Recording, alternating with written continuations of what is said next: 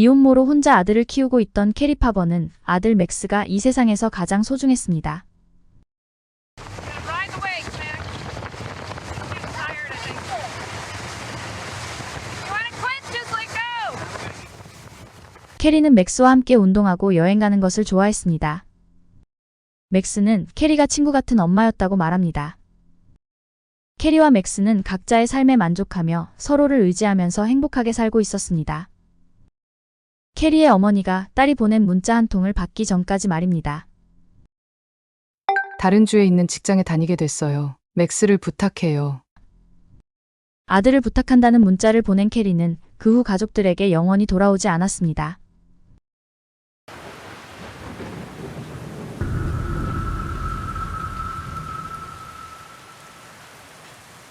(2012년 11월 13일) 화요일 아침 네브라스카주 오마하에서 살고 있는 36살 데이브 크루파는 새로 사귄 여자친구 캐리 파버와 평온한 아침을 맞이했습니다.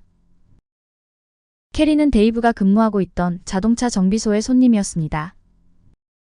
A customer at my shop. She was very pretty, very confident, and she was super smart.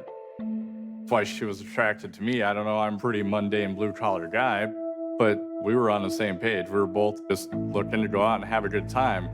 37세 컴퓨터 프로그래머인 캐리는 데이브의 아파트에서 두 블록 떨어진 곳에서 일하고 있었지만 그녀의 집은 차로 약 1시간 거리에 있는 아이오와주 카운실 블러프스 외곽에 있었습니다.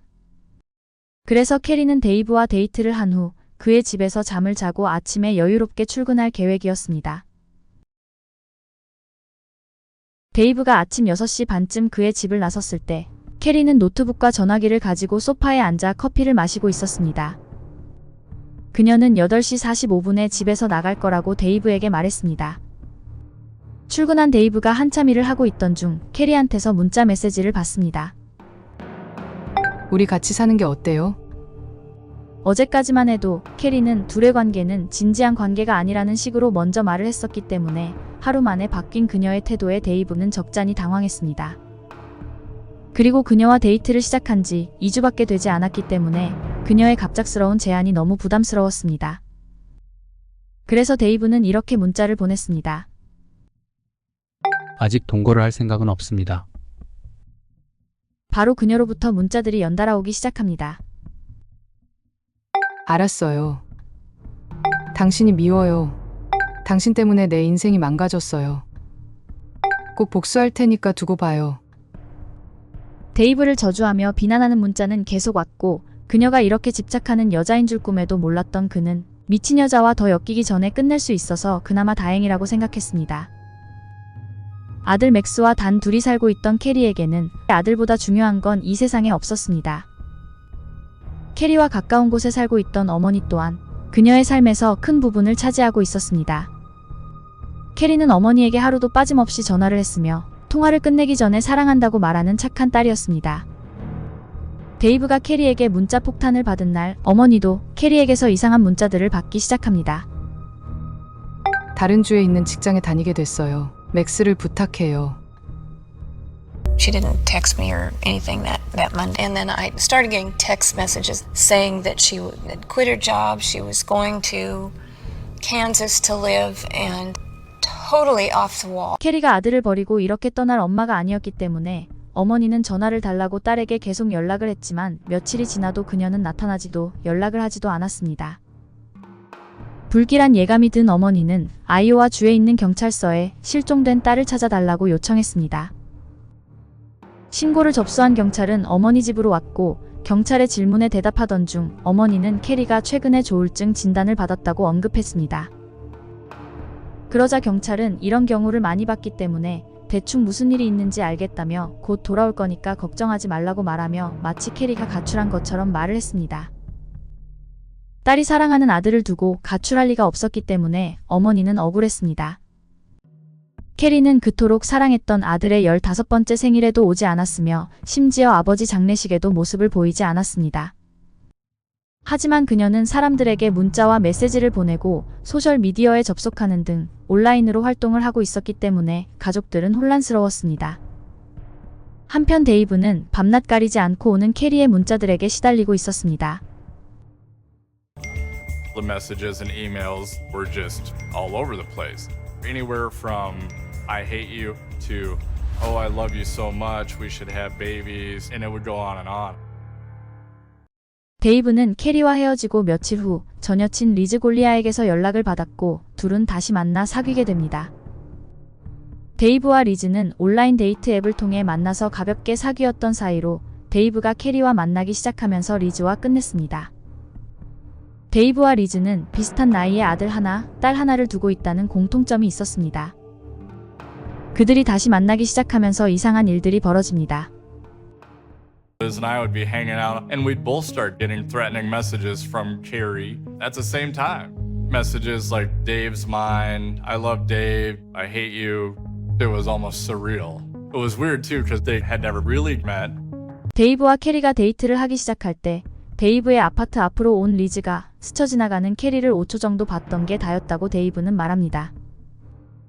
캐리의 지칠 줄 모르는 스토킹은 문자와 이메일에 그치지 않았습니다. 자신의 집 차고 벽에 누군가 창 열하고 스프레이로 크게 쓴 것을 발견하고 놀란 리즈는 스토킹과 기물파손 혐의로 캐리를 오마하 경찰서에 신고했습니다.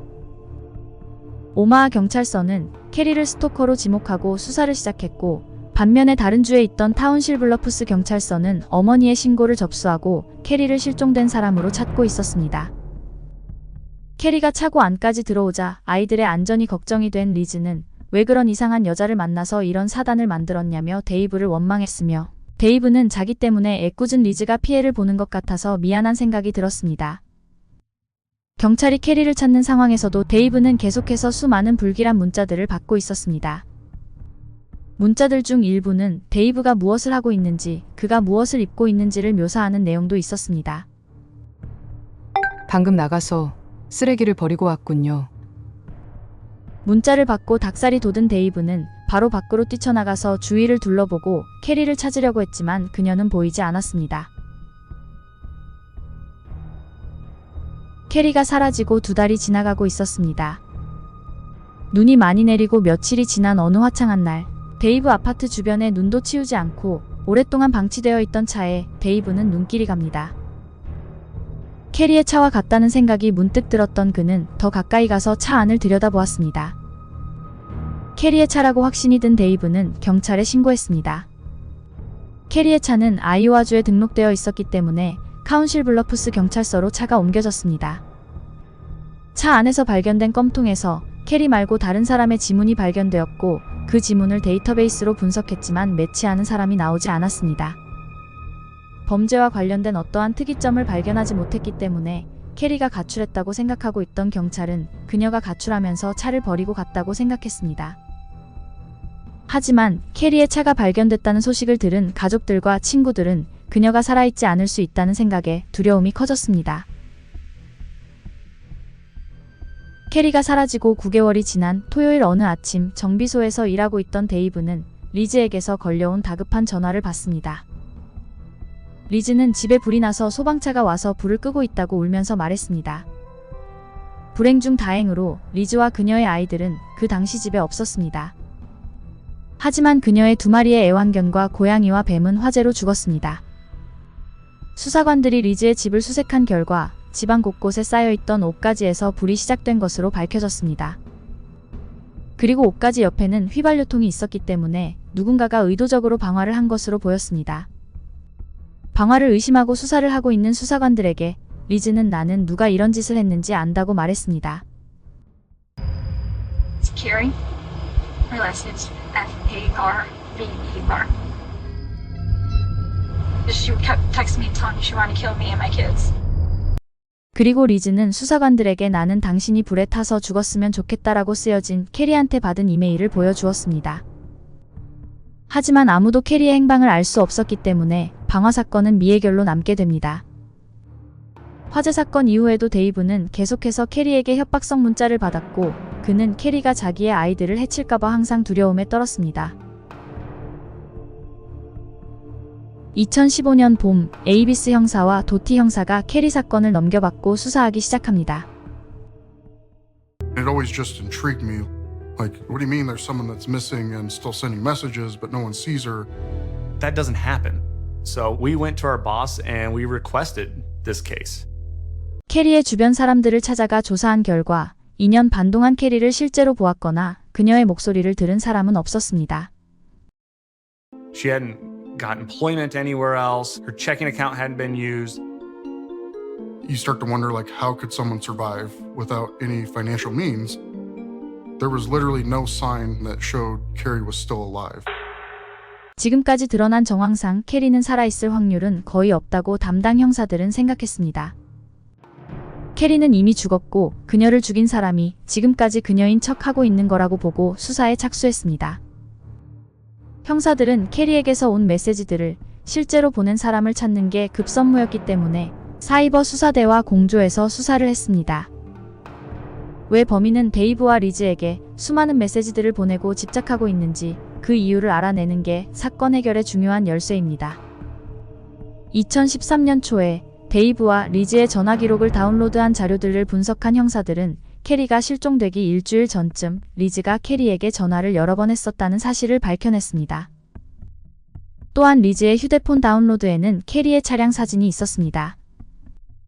데이브의 말에 따르면 캐리가 처음으로 그의 집에 간 날 집 앞에서 데이브를 기다리고 있던 리즈와 마주쳤습니다.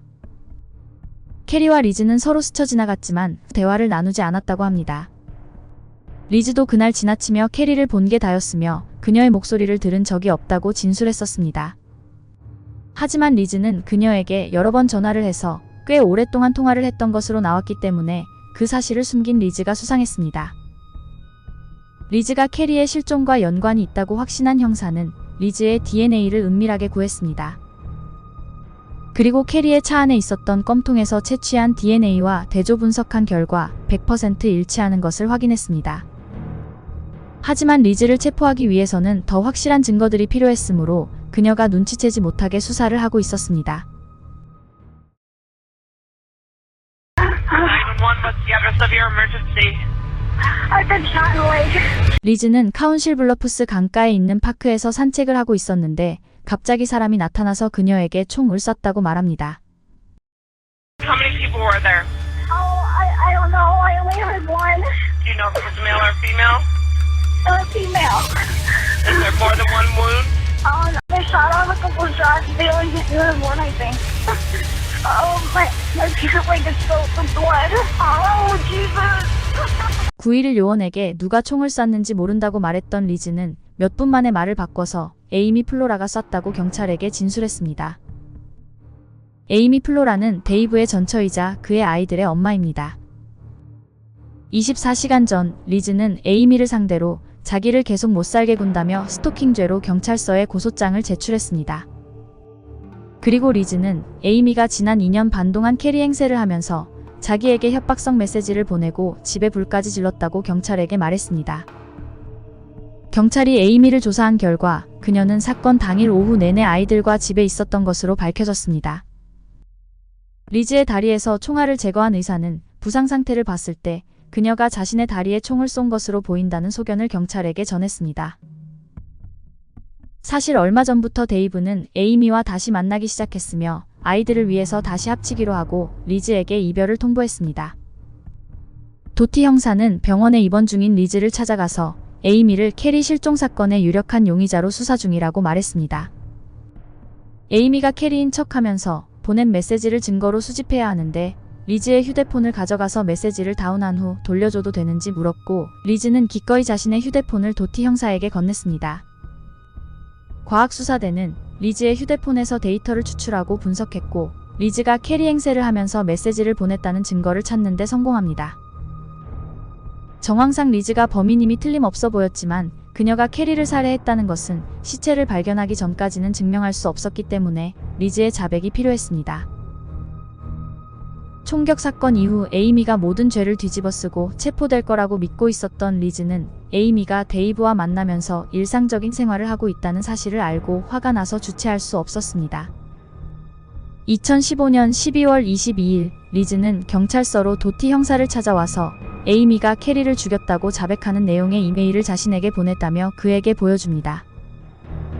형사들은 이미 리즈가 자작해서 이메일을 본인한테 보냈다는 것을 알고 있었지만 일단 속는 척 심각한 표정으로 리즈의 말을 들어준 후 에이미에 대한 수사는 잘 진행되고 있으니까 걱정하지 말라고 안심시키고 그녀를 돌려보냈습니다.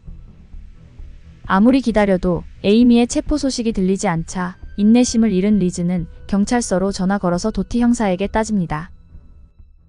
So she gets to shoot somebody, and then she gets to kill another person, and then she gets to move in with Dave, and she gets to be free. And you guys aren't arresting her. Well, I'm sorry. I was trying to build a case. We were close, but we were just a couple steps away.